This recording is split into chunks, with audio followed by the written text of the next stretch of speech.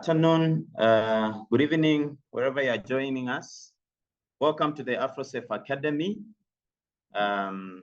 This is a webinar that we've been having every month. We have one webinar for the AfroSAFE Academy. So today we'll be looking at Zambia Road Transport Safety Agents lessons from the Fleet Safety Management Project. So this will be starting very soon. But before we start the webinar, just to acquaint you with what the AfroSAFE Academy is all about. So the AfroSAFE Academy is a network of engaged scholars and practitioners with joint mission to advance research and education traffic safety with particular focus on African context. So we are looking at how we can help different African nations. As you may be aware, in terms of the road traffic crashes, they are quite very high here in Africa. So what we do is we promote networking, like creating opportunities for academics, practitioners to jointly discuss traffic safety issues and exchange knowledge and opinions. Then we also have what we call scientific events, organizing webinars like this same one which we have, and also conferences, training of courses, which in the coming slides, I'll talk more in terms of the conference that we'll be having next in August. Then we also have scientific publications, promoting research publication based on the African context to sort of generate evidence-based results, and also to just have back in terms of if we are talking about policies, we have some backing in terms of data generation. Then also funding, collecting and keeping updated list of research funding opportunities. Education, we compile high quality teaching materials sufficient to initiate a new or updated existing university course on the traffic safety. So for example, just recently, there were some traffic courses which are conducted here in Zambia. We had our visitors, Sonia Forward and also Alexei Laurentian, who came and did some lectures for about 2 weeks at the University of Zambia, Levy Medical University, and various departments within the University of Zambia. Then we also do what we call empowering researchers, making research career attractive and research voices heard by the politicians. So you can follow us, follow our pages on Twitter, or what is currently called X, because Twitter is a former name, so now it's called X. So you can follow us there. You'll find us there. You can also follow us on LinkedIn, and you can use email to just get hold of us. We also have a YouTube channel called AfroSAFE Academy channel. You can subscribe and just find out more, especially in terms of these webinars that we are shooting. You'll be able to see more of the webinars there. Okay, next we have what we call the traffic safety research. So this is a journal which promotes especially research that is conducted here in Africa, and currently it's accepting any paper coming from anyone coming from low and middle income countries to submit a paper, and this is at free cost. So any researcher who would want to submit a paper, this journal is very free. So take advantage of this opportunity, and the deadline for this is 30th September. Okay, and then we'll be having the second AfroSAFE conference in Winneba, Ghana, from the 12th to the 15th of August 2025. So feel free to register. You can go to our website, having in Winneba, Ghana, from the 12th to the 15th of August. So you're all welcome to register to just join us for this high-level conference that we'll be having there in Ghana. And of course, we have webinars every month. We have one webinar, of which today we have another one. And today we'll be hosting Mr. Alan Mate, who will be taking us through from the Zambia Road Transport and Safety Agency. And so just to give a brief description or biography about Mr. Allen Mate, Engineer Allen Mate, I beg your pardon. So Engineer Allen Mate is a chairman of the board of directors at the Road Transport and Safety Agency in Zambia. He is a retired mining engineer who had a distinguished career in the mining industry, in the cement manufacturing industry. As a board chair, Allen oversees the strategic direction of Road Transport and Safety Agency, which was established in 2002 and became operational in 2006 to regulate road safety in Zambia. Allen also led the Lafarge Nigeria and Lafarge South and East Africa road safety projects. I must mention that I've never said this to him, but I'm sure he will hear it since I have the honor as the chair and facilitator of this meeting. I must mention that Mr. Allen Mate has been a great source of inspiration to me, especially in the road safety space, mainly because of his unwavering passion, his desire to promote road safety, his extraordinary drive to promote road safety, and his to promote road safety, and his extraordinary drive to reduce road traffic crashes, fatalities, and severe injuries is truly out of this world. So this man I hold in highest esteem. When it comes to issues surrounding road safety in Zambia, he stands out as one of the most remarkable leaders in the ongoing fight for safer roads in Zambia and beyond. It is therefore a rare privilege and distinct honor to introduce him today and invite him to deliver this online presentation. And I'll be your facilitator and chair. I'm chair of this meeting. I'm Thomas Miwa from Zambia Road Safe Trust. Right now, just invite Engineer Allen Mate to take us through the presentation of the day. And please, as you be presenting, if you have any question, you have any contribution, what I would want us to do is make sure you introduce yourself also in the comment section. Just write your full names, the institution where you're coming from, and put a question there. And when we start times for question and answers, I'll be able to call upon you as we come to that session. So thank you so much. Right now, I'll just stop sharing my screen to allow Mr. Mate to share his presentation.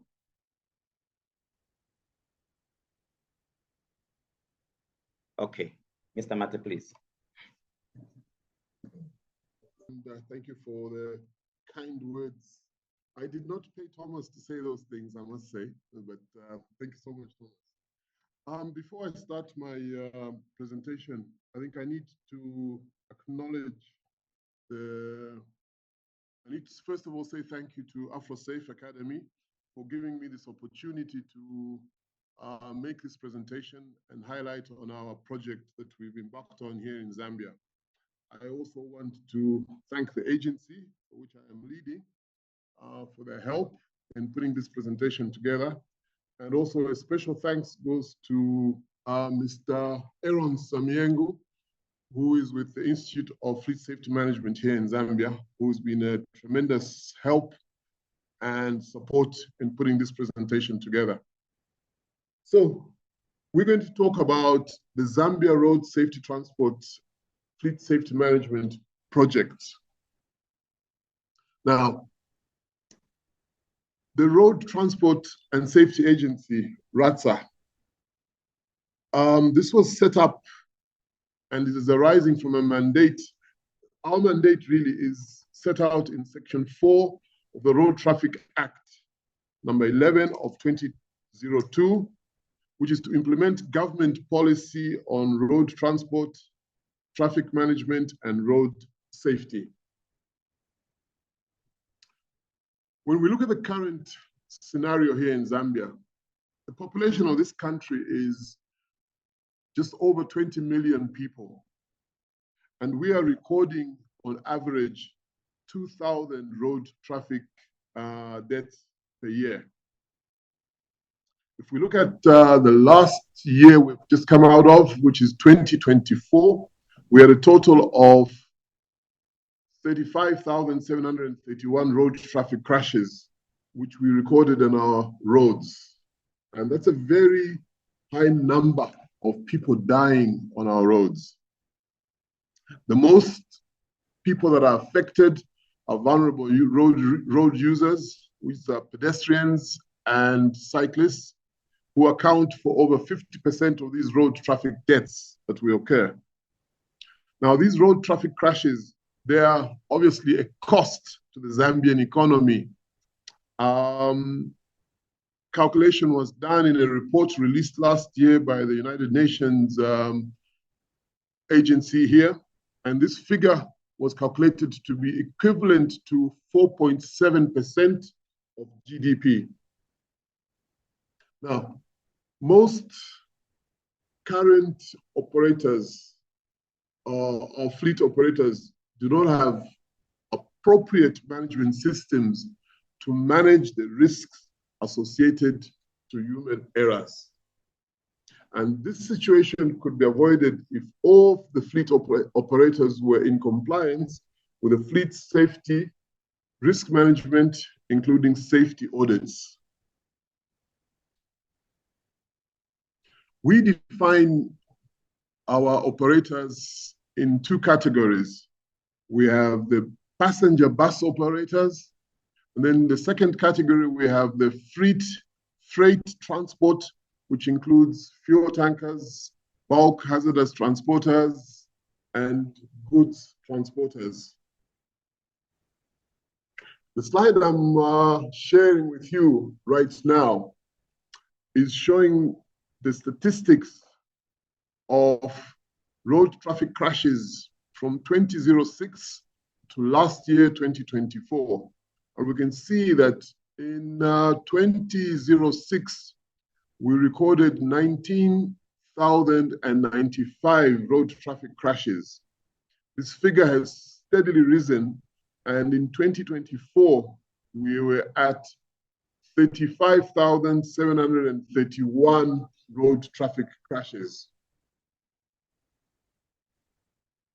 When we look at the cumulative motor vehicle population and we take our statistics as far back as 2005, we can see a steady rise in the number of vehicles on our roads that are on our database. In 2005, we are seeing that we only had 194,561 vehicles. And that population of vehicles has been steadily rising over the years.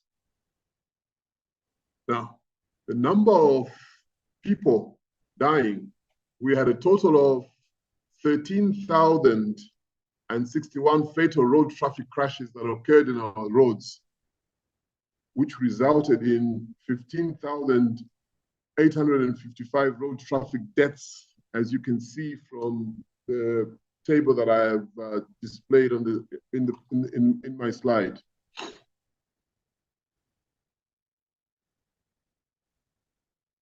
Fatalities. The slide I'm showing here is showing you fatalities from 2017 up to 2024 last year. Last year, we recorded 2,199 fatalities. In 2017, we were at 1,988. Virtually not much of an improvement.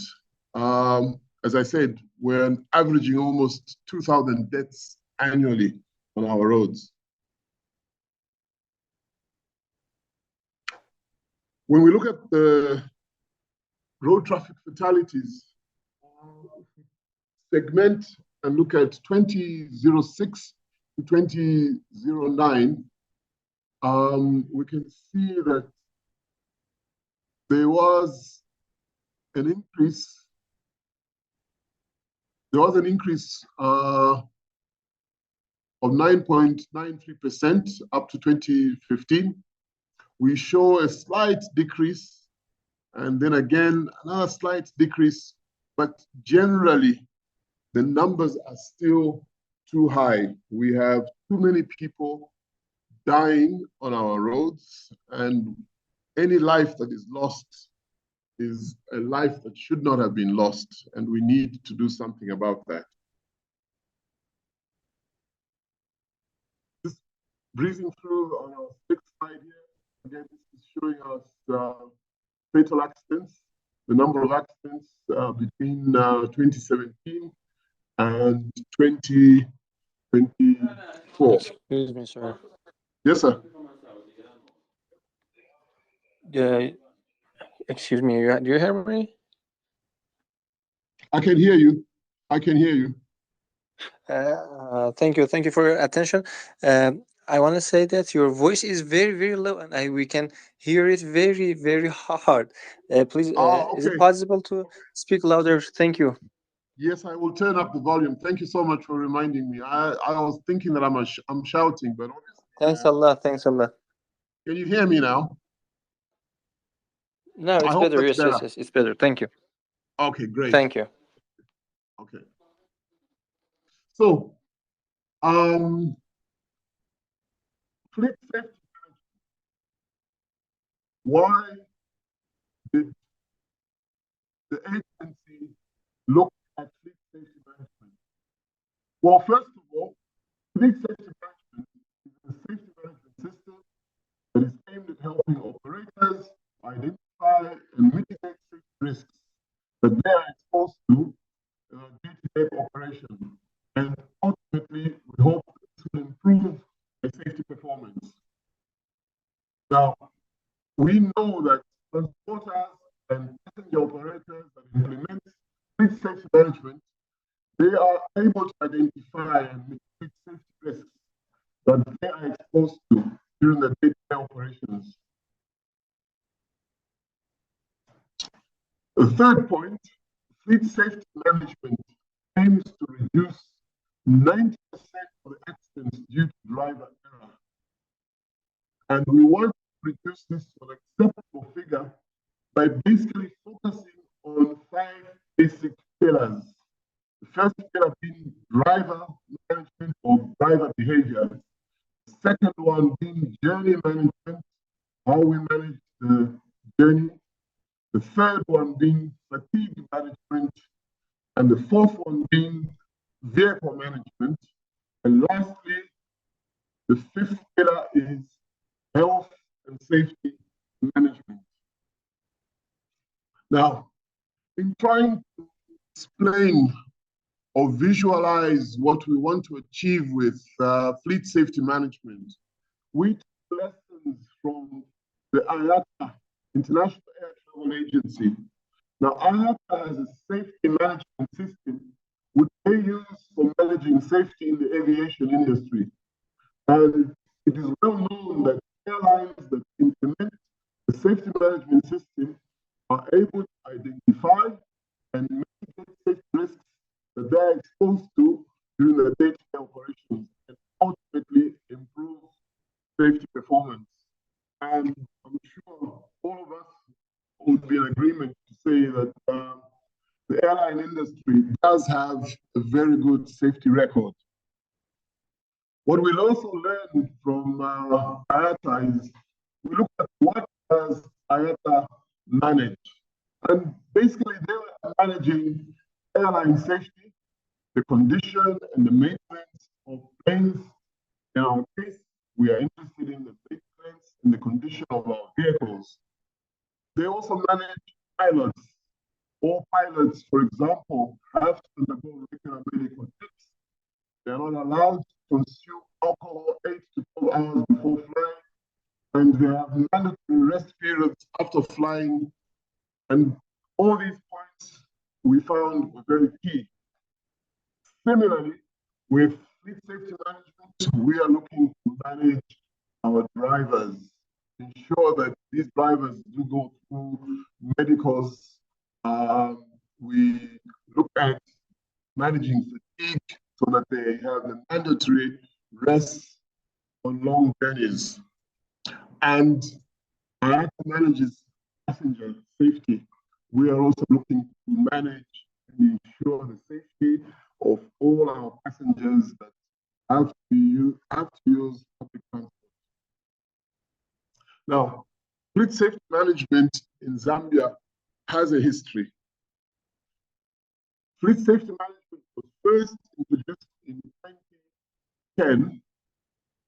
At that time, and in preceding years after, it was not widely accepted, and perhaps we can also say and acknowledge that it was perhaps understood not only by the operators, but also ourselves as the agency. And it was widely seen as an inconvenience by most operators, and hence we did not get that commitment and buy-in to full implementation. Along the way, in 2017, the agency was able to develop, we saw the development of the fleet safety management guide by the agency. And in the same year, a pilot program on fleet safety management and fleet risk management was piloted here in Lusaka and on the Copper Belt. And this involved bringing together 32 bus operators and working in conjunction with the Ministry of Transport and Communication and the GRSP in Zambia. In 2021, a few years ago, we had the Zambian Bureau of Standards that published and they gazetted the Fleet Safety Management Standards, ZS 1215 of May 2021. This was followed in 2022 by the enactment of a law which made fleet safety management a law in Zambia through issuance of an amendment, Act number 8 of 2022 by the agency. So fleet safety management became law in Zambia in 2022. In 2024, we saw a need to relaunch the fleet safety management policy program, and we had the Minister of Transport and Logistics come out and help to relaunch the fleet safety management. The reason for this was that this gave and showed commitment of government to helping the agency to ensure that the fleet safety management program was re-implemented, and everybody understood that we had government backing to make sure that it was successful, and it's in the interest of everybody to comply, particularly because it was law, but also with the ultimate goal of ensuring that we improve our safety performance on our roads. Now, the fleet safety management project, or should I say just fleet safety management, initially, the implementation was being done under the oversight of the Safety Directorate of the Road Transport Safety Agency. And we did not have a single unit of person directed to push the fleet safety management agenda. So therefore, my board decided that we needed to create a specific unit which would focus on the implementation of fleet safety management, and this unit would report directly to the director and the chief executive officer of the agency. So with that in mind, we also, for existence, that in the interim, the agency itself was undergoing and is still undergoing restructuring. So we the fleet safety management as a special project until such time that the restructuring of the agency is complete and the project itself would transition into a fully functional unit, still reporting to the director and chief executive. So to that end, we got a project manager, and we had him work in conjunction with the Institute of Fleet Safety Management. And this is basically a consultancy firm we have here in Lusaka in the formulation of the Fleet Safety Management, who are helping us in the formulation of the Fleet Safety Management Unit and also helping to build institutional capacity. To help us, we signed a memorandum of agreement, an MOU between the agency and the Institute of Fleet Safety Management. And this MOU basically was outline the cooperation and guide on the implementation of fleet safety management in Zambia. This also allowed us an opportunity to provide training for both project manager and the agency staff on the fleet safety management. The slide that I'm sharing is headlined National Fleet Safety Management Framework in Zambia. What the project has done is to look at the fleet safety management framework in Zambia, and we have basically segmented it into 4 segments. We are looking at commercial. The commercial segment looks at your freight, your passenger, your dangerous goods, and your fuel tankers. And it's focusing on the operators and the drivers. And we have deemed that as part 1. Why have we done that? Because in part 1, we are following the amendment act of number 8. We know that we have developed, we have the fleet safety management guide, we have the standards, we are developing a statutory instrument which will soon come into effect, and we're also looking at institutional capacity building. We've also looked at another segment covers the government, and we said the government operates a huge transport fleet. In every province of this country, all our ministries, we have vehicles that belong to government. So we have the line ministries, we've got the government agencies, we also have quasi-government institutions. So we are targeting to develop them. We have started work with them. We have started to work with them. And this is what we're calling part 2. And we will ensure that the appropriate act is developed, and we'll follow the same line of thought of using the fleet safety management guide. We want to see the fleet safety management standards that have been developed by ZABS also developed for government vehicles. We then have part 3, which will focus on our corporates. These are basically the private institutions who also have large fleets. For example, the breweries, they have got their own transporters, etc. So we are focusing them. We also have contractors, and these are small companies, medium companies, and some large companies. Those will fall into the part 4.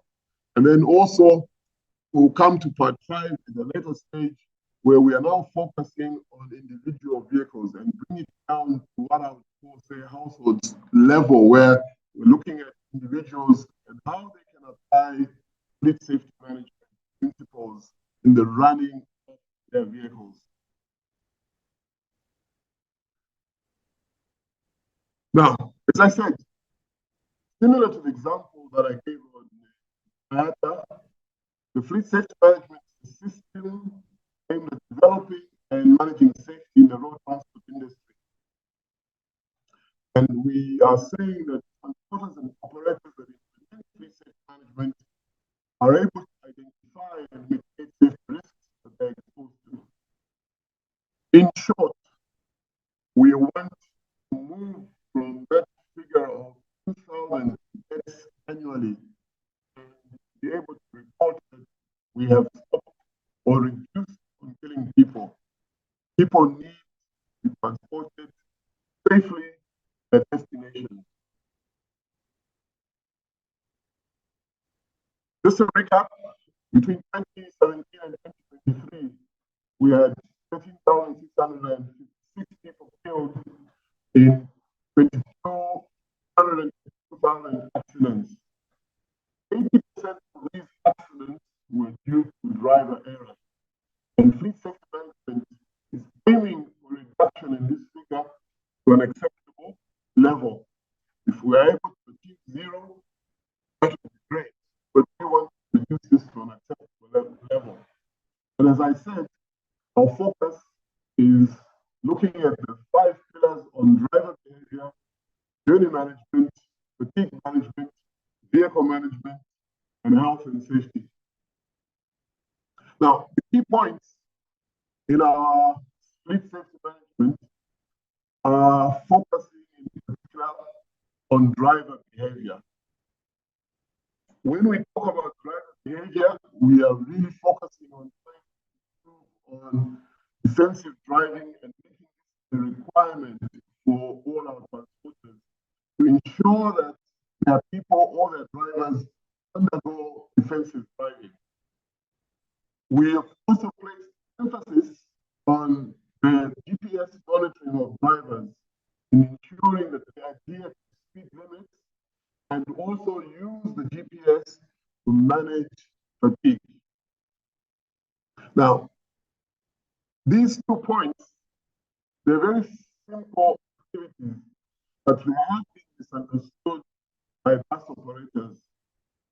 They've been misunderstood because our operators tend to think that because somebody is licensed with a driving license, that therefore deems that they are competent to drive. But with defensive driving, this is a skill that the driver acquires to help him anticipate on issues that they face on the road. The GPS monitoring as well helps the operator, and it also helps us be able to monitor on speed, make sure that we reduce on speed, and we reduce accidents that are related to speed. So I mentioned that in 2024, we had a relaunch of the fleet safety management by the Minister of Transport. And I said this was done with an aim of securing government commitment to improving the safety of all Zambians on our roads. As an agency, we have undertaken sensitization of all operators to ensure a firm commitment on full implementation of the fleet safety management. We have made it clear that fleet safety management is not optional, and we are making use of the Amendment Act number 8, Section 107, and also the Fleet Management Standard ZS 415 to push this point across. One of the things that the agency is responsible for is that we issue to transporters what we call road service licenses, which allow them to operate. Now, because we're insisting that this is law, we will not issue a road safety service license unless you are complying with fleet safety management. So, in short, we've made it very clear to all our transporters now that ignorance is no excuse because this is the law. What are our project aims? Well, we drew up an implementation plan with objectives, as I have listed. One was to enhance adoption and implementation of fleet safety policies by operators. B, we wanted to enhance fleet risk screening of operators through a process of fleet risk assessment and fleet risk audits. We also wanted to ensure driver knowledge and skills are acquired in defensive driving. We wanted to improve, and we want to improve monitoring and evaluation of activities by all players in the sector regarding fleet safety implementation. And we also want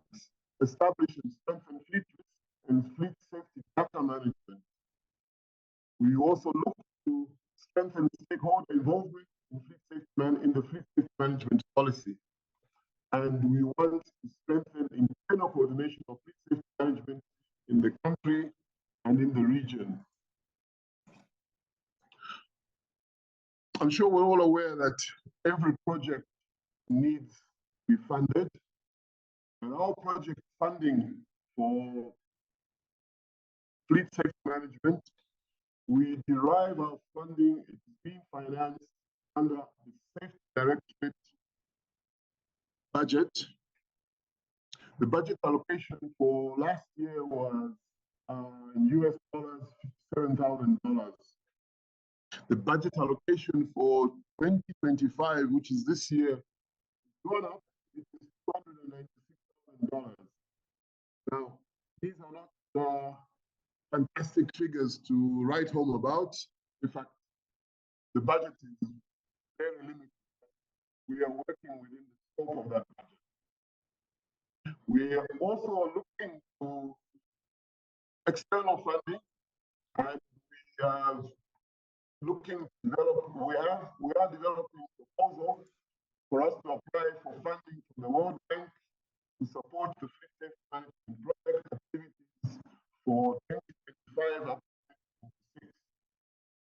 We have also embarked on engagement of corporate partners to support special fleet safety management activities through a CSR. And we are also looking at engaging partners to support fleet safety management activities which are aimed at reducing the road traffic crashes. As I said, the budget is limited, and the agency really is also looking at taking opportunity to reach out effectively all stakeholders for support. From the time we relaunched, there have been achievements which we can take note of. The agency has been able to engage key stakeholders, the owners of associations for the bus operators, freight and fuel tankers, and we've been able to get their buy-in. The agency developed a fleet safety action plan for 2024 and 2025, which was approved by my board. And the agency established a fleet safety management unit with appointment of a focal project manager. We have formulated various fleet safety supportive materials for the operators so that we can assist them in the implementation of fleet safety management.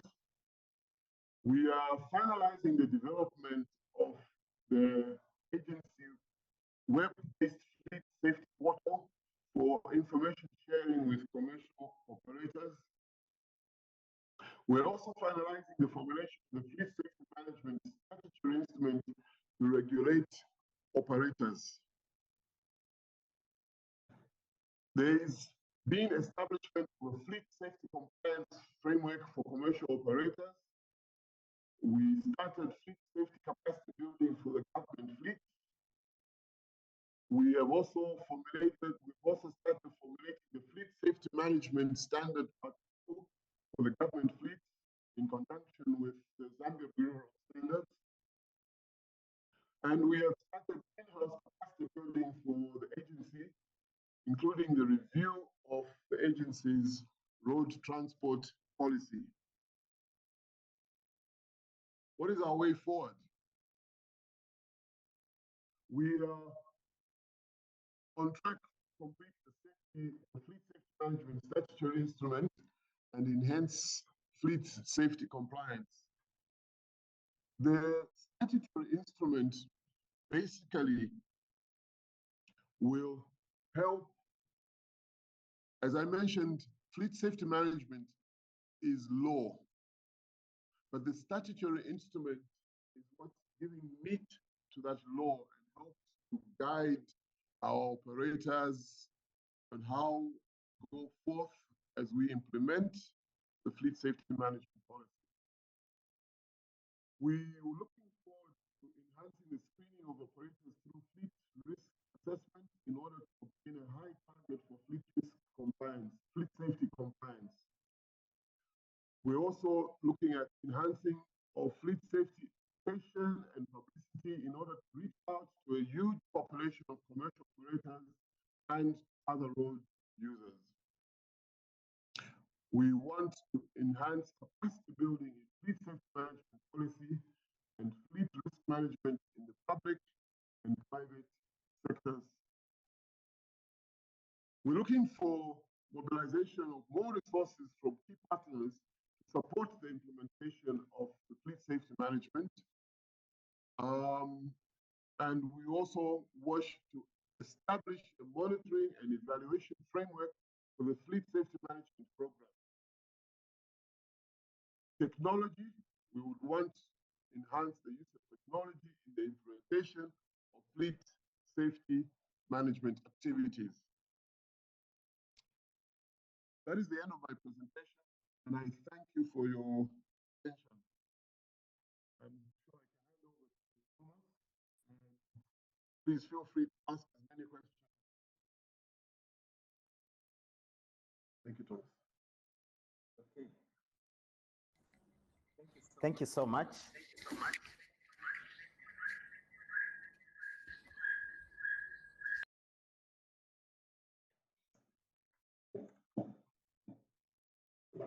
Okay, thank you so much, Mr. Mate, for that elaborate presentation.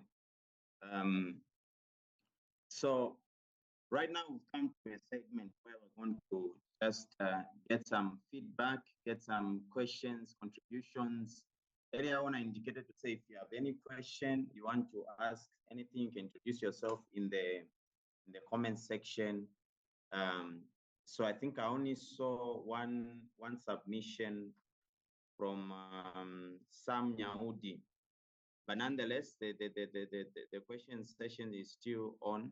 Everyone can ask if you have any question, if you have any submission based on the presentation that was made, please feel free. Hello, good afternoon. Okay. Yes, Charles, go ahead, please. Afternoon, introduce yourself. If you can also tell us where you are joining us from and the organization you are affiliated with. Thank you very much. Okay, my name is Charles Chifuti. I'm calling you from Zambia. I'm with Zambia Sugar. Okay, thank you so much, Mr. Mate, for your presentation. Just a quick question for me on the statistics in terms of the fatalities.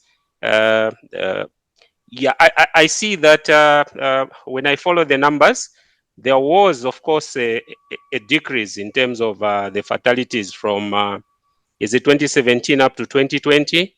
But we saw a rise again from 2021 going up. Just wanting to know, what is it that we did, say, from 2018 to 2020 to get that drop? Then what really happened for the numbers again to start going up in 2021 up to where we are? Yeah. Charles, can you hear me now? Loud and clear now. Right. The period you're talking about, this is the period we had COVID. And I think COVID did have a bearing on accidents in the sense that there was reduced travel. So with reduced travel, it meant that fewer vehicles were on the road at that time. And the chances of accidents occurring then also came down. But it's purely related to COVID. Okay, no, thank you very much. I appreciate it. Yeah, the sound was a bit poor, so I didn't register that you mentioned my name until late. But and then I also waited for Filbert. But yes, there is according to the Working Environment Act, there is a requirement for systematic road safety management in transport companies, but that act is not enforced in practice. So it is so nothing is happening with that. But transport companies are obliged to work systematically with road safety. So since those rules are not enforced, it's the main responsibility relies on the driver, and that contrasts with the other transport sector, which has legal safety management system requirements. So in Norway and Sweden, the only solution is the voluntary ISO 39001, but only a few companies have that. I think we checked it in 2018. Then there are about 9,000 truck companies in Norway, and in 2018, 3 of those companies had implemented ISO 39001. So it's an extremely low implementation rate. In Sweden, it was 110 or something like that. So very, very low implementation of 39001, but several companies have some type of voluntary arrangements with some routines and some risk assessment routines, reporting systems, and so on. But it's not a working legal rule related to it. Okay. Okay. Good afternoon, Anita, and thank you so much for your question. I hope you can hear me. Anita, the ratio that you've asked for, I will be very honest, I have not done that calculation, but I will get it done. And I know where your offices are. I will share it with you. And yeah, a very good question. The second question from Dr. Muntali on penalties. Dr. Muntali, as I said, fleet safety management is low. Right now, we are not imposing any financial penalties per se. Those have not been prescribed. However, the penalty that an operator will suffer for not subscribing to fleet safety management is that they will not be able to register and obtain their road service license. So if you do not have a road service license, you cannot operate. I hope that is clear. I'm just making an appeal, and my appeal is that we don't want to work in isolation here in Zambia, and we would really relish the opportunity to be able to network and share with others on the experiences that you have with respect to fleet safety management. So through the AfroSAFE Academy, I would be quite happy to get contacts and see how we can network and we can move forward. Thank you. Okay, thank you so much for your participations and everyone. And I will prepare the presentations on the YouTube. Then we will upload that on our YouTube channel, AfroSAFE Academy, and it will be free. Hello, I say that I will prepare the recording for the webinar and upload it on the AfroSAFE Academy, so it's free for access. Then and actually we do give the advertisement of the webinar, so maybe just prepare for the next webinar in the next month. Yeah. Or you can access the information on our website, www.ictc/AfroSAFEacademy.com. There you can get the information. Yeah, Philbert, sorry to cut you short.